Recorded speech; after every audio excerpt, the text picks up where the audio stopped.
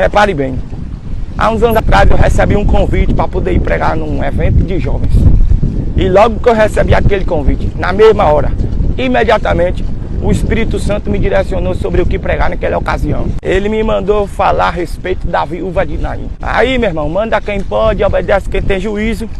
Diante do direcionamento, eu fui estudar, né?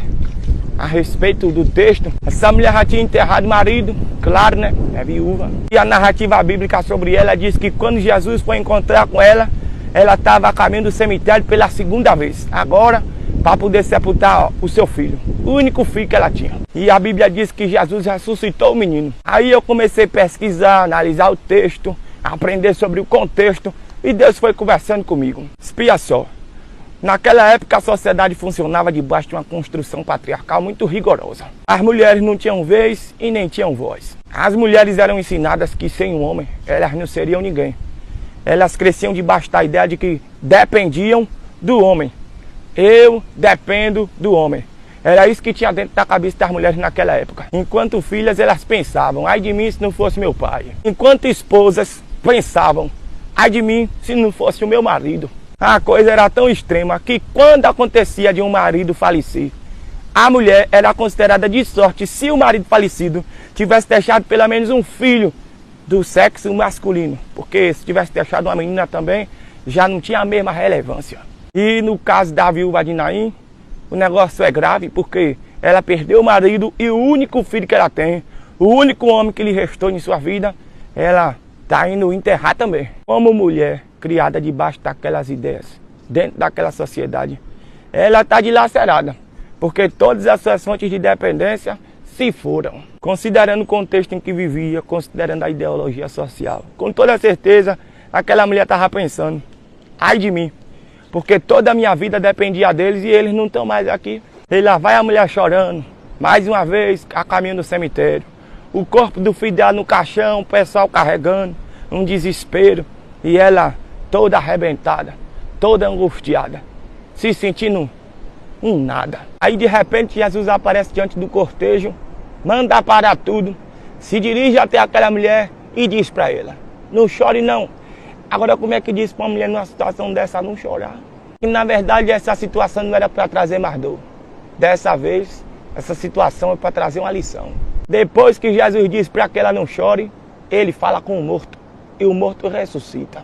Aí a Bíblia diz que Jesus tomou o menino ressuscitado pela mão, tirou de dentro do caixão e devolveu a ela.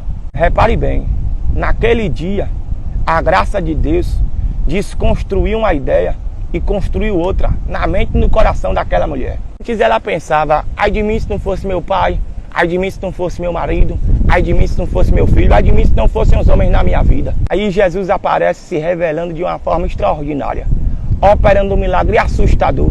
E agora eu vejo ela pensando, ai de mim se não fosse a presença de Jesus, ai de mim se não fosse a graça de Deus, se não fosse a misericórdia dele. Jesus chegou para poder organizar a mente daquela mulher e colocar um equívoco no chão. Nas entrelinhas do milagre eu vejo Jesus dizendo, epa, dos homens você precisa, mas é de mim que você depende. Precisar é diferente de depender.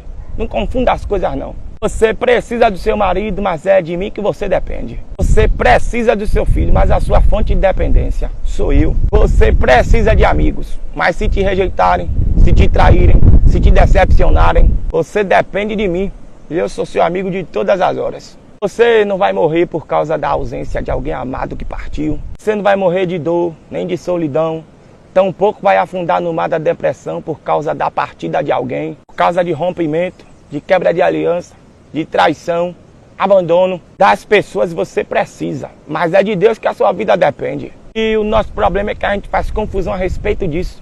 A gente se comporta como se a gente dependesse das coisas e das pessoas. Aí, quando alguma coisa ou alguém nos falta, tem gente que perde até o prazer de viver. A mulher de Jó é um exemplo dessa confusão que a gente faz. Quando ela perdeu coisas e pessoas, ela não aguentou, virou para Jó e disse, amaldiçoa teu Deus e morre. Porque na cabeça dela viver sem certas coisas e sem certas pessoas não valia a pena. Mas em contrapartida Jó disse, como fala uma louca mulher, tu falaste agora contra Jeová. Você aceitou o bem com prazer e o mal você não pode aceitar. no sair do ventre da minha mãe, no tornarei para lá. Bendito seja o nome do Senhor. Aí, ó, nas entrelinhas do que Jó diz, eu vejo ele dizendo: mulher, das coisas, das pessoas, a gente precisa, mas a nossa vida depende mesmo é de Deus. Agora deixa eu contar aqui um testemunho pessoal. Eu precisava fazer esse resumo da pregação daquele dia para poder você entender o testemunho na essência. Eu lia o texto, estudava o texto, refletia sobre o texto para poder falar no evento, né? E Jesus ia conversando comigo. É de mim que você depende. Ao perder coisas, ao perder pessoas, não se desestabilize ao ponto de perder toda a noção, todo o equilíbrio. Lembre e nunca se esqueça que eu sou a sua fonte de dependência. O Espírito de Deus me dizia: é isso que você vai pregar no evento. Aí, um dia antes de eu viajar para poder ir pregar, eu fui arrumar a minha mala, né? Peguei minhas vestes, uma beca de respeito para poder realçar minha elegância, que já me ocorre naturalmente, graças a Deus. Mas na hora que eu fui pegar meu sapato para poder colocar na mala, o único sapato que eu tinha na época, o bicho estava descolando, que estava com um buraco medonho debaixo. Eu colava e ele descolava. Eu colava e ele descolava. A cola acabou e o bicho estava lá com a bocona aberta. E eu pensei: misericórdia, deu ruim. Mas aquela palavra não saía da minha cabeça e eu estava recebendo de Deus a mensagem: é de mim que você depende. Deus falava comigo o tempo inteiro. As coisas e das pessoas você precisa, mas a sua fonte de dependência sou eu. E eu estava arrumando a mala por volta das 10 da manhã do dia anterior da viagem. E eu preocupei, né? Porque do jeito que o sapato estava descolando, eu corria o risco de perder a sola caso eu calçasse aquilo. Passar vergonha, entendeu? Um pedaço do sapato ficar pelo chão mesmo. Eu não tinha dinheiro para poder comprar outro. O evento era importante. Eu pensei: vou passar vergonha. O que foi que eu fiz? Não tinha nada que eu pudesse fazer a não ser orar. Eu comecei a orar e eu pedi a Deus um sapato novo. E eu orava com o sapato na mão, como se estivesse mostrando para Deus assim: Senhor, olha para aqui, o tamanho do buraco que está nesse sapato, meu pai. Me dê outro, não deixe teu servo passar vergonha não. Eu pedi um sapato, pedi a Deus. E enquanto isso, eu seguia meditando no texto sagrado. A preocupação com o sapato que ia se rasgando não era maior do que o peso de glória da palavra que Deus estava me revelando para poder eu pregar lá no dia do evento. Eu ouvia o tempo inteiro o Espírito de Deus dizendo: é de mim que você depende. E vá dizer isso ao meu povo, vá dizer isso à minha igreja, porque tem muita gente equivocada. Aí, por volta das 10h30 da manhã, eu encerrei minha oração. Quando foi mais ou menos meio-dia, o celular tocou. Era uma irmã da igreja, uma mulher de oração. E ela disse assim: Breno, tem como você vir aqui em casa? Eu digo: é agora. Aí eu fui lá. Quando eu cheguei lá, ela começou a me dizer: ontem, quando eu estava orando, Deus me deu uma visão. Eu via você descalço e via um par de sapatos na sua frente. Aí ela seguiu dizendo, mas eu não entendi e deixei aquilo para lá. Só que eu estava aqui em casa hoje de manhã lavando os pratos e eu tive a visão de novo. Eu via você descalço e um par de sapato na sua frente. Aí eu perguntei a Deus o que era que aquilo queria dizer e Deus falou comigo: minha filha, meu filho está precisando de um sapato novo, compre e dê a ele.